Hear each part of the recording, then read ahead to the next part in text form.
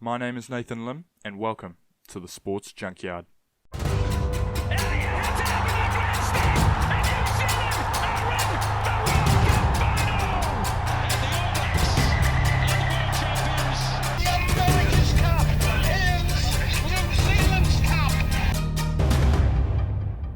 Yes, welcome to the Sports Junkyard, and we're back into lockdown.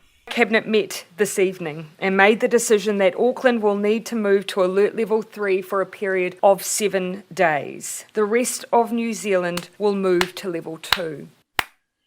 Just can't get enough of that audio. Well done, Auckland. Anyway, back onto something more important. Dan Carter. Here's a chance with Carter running hard. Carter still going. Carter with his pace. Gets support. And the skipper. Carter. He'll do it again. Carter goes for the drop goal. Dan Carter. What a kick. Now some room for Carter. The bend. Oh, brilliant ball to Salvia. This is magnificent from the All Blacks. Yes, arguably the greatest first five to ever lace up the boots is retiring from professional rugby. And one of the people closest to Carter's journey who oversaw the highs and lows of his career was, for many years, his coach at the highest level. I'm privileged to welcome the World Cup winning Sir Graham Henry, widely known as Ted, onto the podcast to have a wee chat about what it was like coaching the magnificent Dan Carter. Now, the interview you're about to hear took place earlier in the week. I had previously tried to get Ted for an interview on DC but hadn't heard back. He called me on Monday morning while I was lazing in bed. We spoke briefly. I explained the story had already been covered by someone else, so we didn't need any more audio. However, he said he'd be happy to chat any time during the week should I want to. So we hung up, and after pacing my room for about 20 seconds, I called him back and asked if he might have time available during the week to come on the podcast. He replied, "How about now?"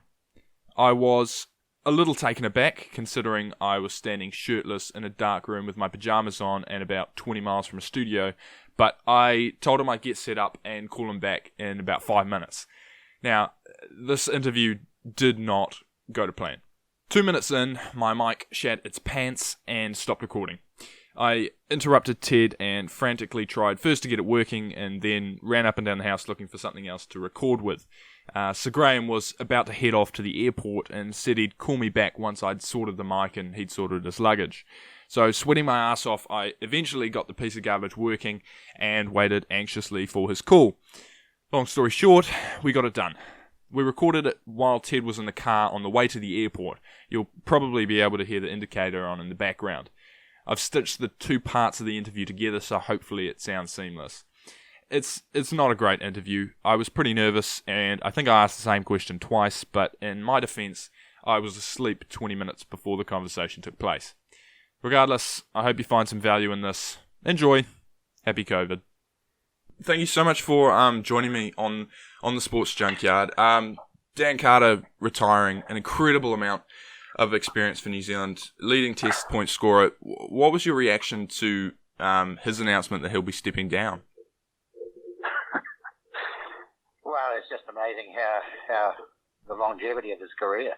Like usually backs in particular retire probably in their early 30s, and he's still going at 38. So his longevity and his success has been phenomenal. So the teams that he's been involved with, Canterbury, the Crusaders, the All Blacks, what was the team in Paris, and then Kobe Steel in Japan. So he's such a marvellous influence on the game. And so he would be the best 5'8" ever in 120 years of international rugby, in my opinion. Do you remember your first meeting with Dan? No. No, that would have been probably in 2004. So it's a few years ago now, 16, 17 years ago.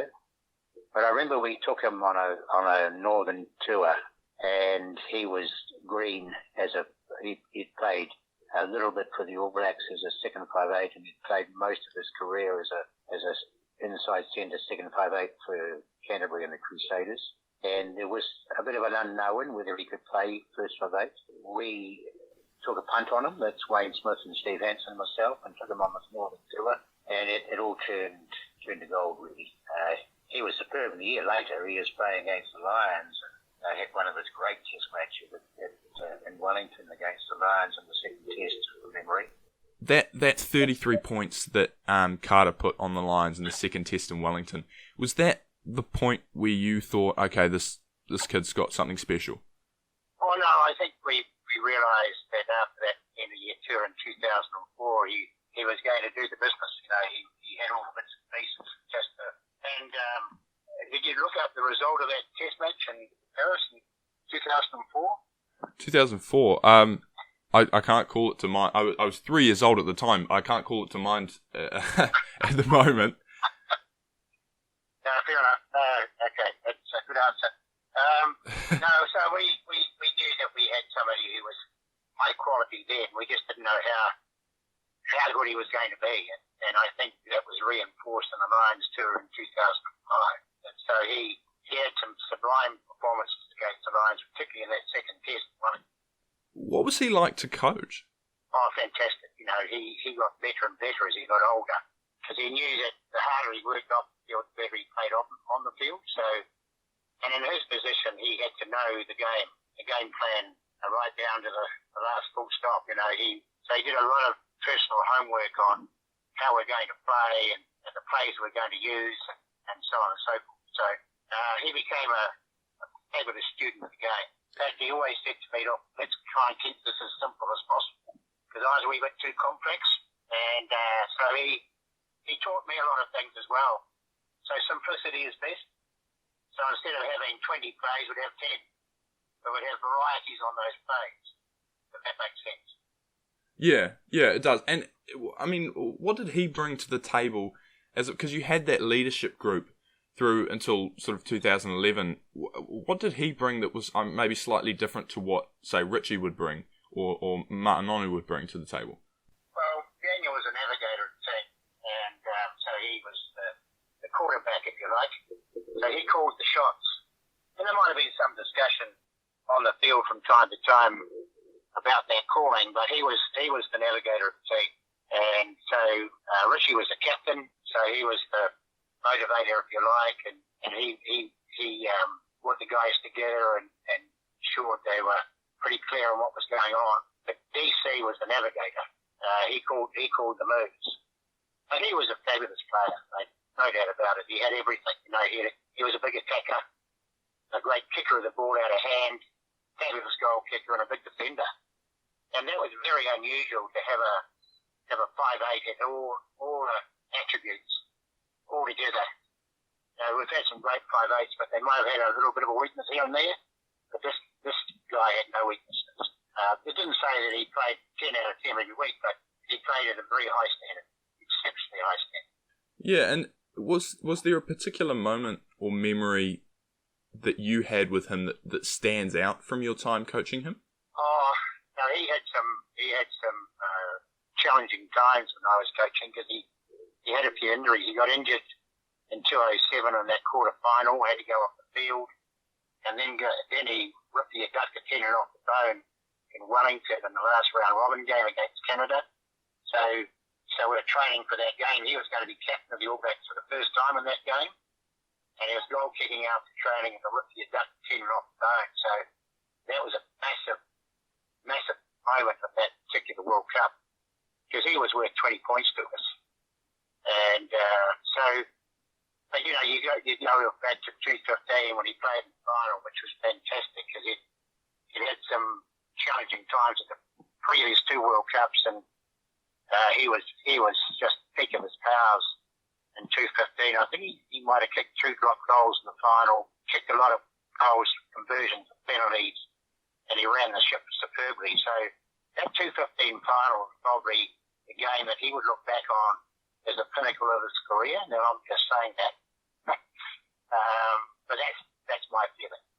And, obviously, like you said, he's someone who struggled with injury throughout his entire career. And it all seemed to be, it almost seemed to be like a sense of destiny, that building up to that 2015 final, where obviously the man of the match performance and the World Cup trophy.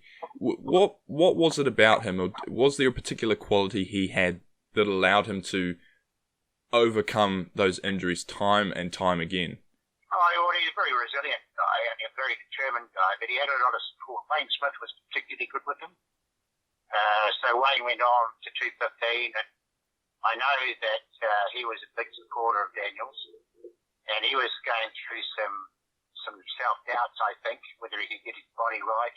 I know that Smithy was very supportive, because he was just a natural player, and if you can get him right and get him on top of his game, he was a match winner. So I'm sure there's other people that Daniel would mention, but I'm sure Wayne Smith was a huge attribute to him. Did you have a relationship with Daniel outside of coaching, of the player-coach dynamic? Oh, sort of. But we're about 35 years apart in age, so you don't become bosom buddies, but, I see him quite a bit, and it's always a really pleasant time to catch up and see what he's up to. He's always very supportive of what other people are doing, so from time to time he texts and connects, and so that's fabulous, and vice versa. So it's a coach-player relationship which is very enjoyable. If there's someone listening who I suppose might be an up-and-coming rugby player, an up-and-coming 10 even, what was something that you think that Daniel did that made himself, or put himself in a position to be so much better than his competition? What did he do on the day-to-day to put himself ahead? Oh, he was a very determined trainer, so he put the work in, but he also put the work in off the rugby field. So he did a lot of work. But he was the leader of the attack group for the All Blacks when I was coach, and he'd do a huge amount of homework on how he played the game. So he had a map of the field in his mind, and he knew what calls to make on various parts of the field.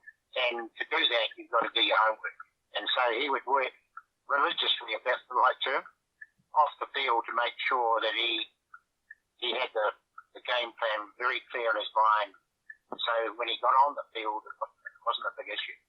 So that was just doing his homework to make sure he was right to play and right to navigate that team. How would you sum up his career as a whole, Ted?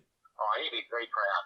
He'd be a very proud man because he's ticked all the boxes. No matter where he's gone, he's made a difference. And I'm sure he looks back now on his career and thinks, well, I did what I needed to do.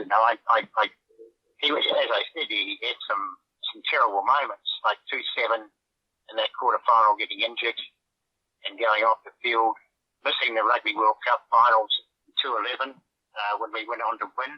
And it was a hell of a harder without him, I can tell you. But so he will look back at 2-15, and having a major part in winning that Rugby World Cup at 2-15, he'll look back with a lot of pride, I would imagine. I mean, I don't know how much time you've got left, Ted, but if... About 2 minutes. 2 minutes, okay.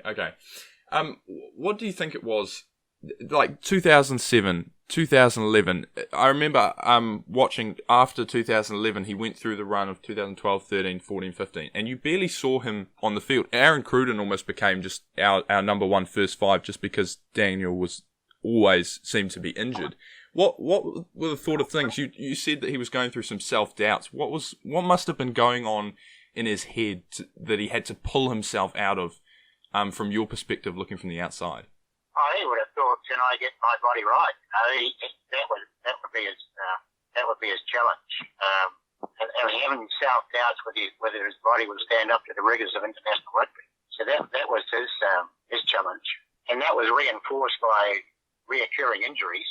And there's people like Wayne, and I'm sure there's others, who supported him and helped him get over that hump, I guess, he hadn't done what he wanted to do as an international footballer.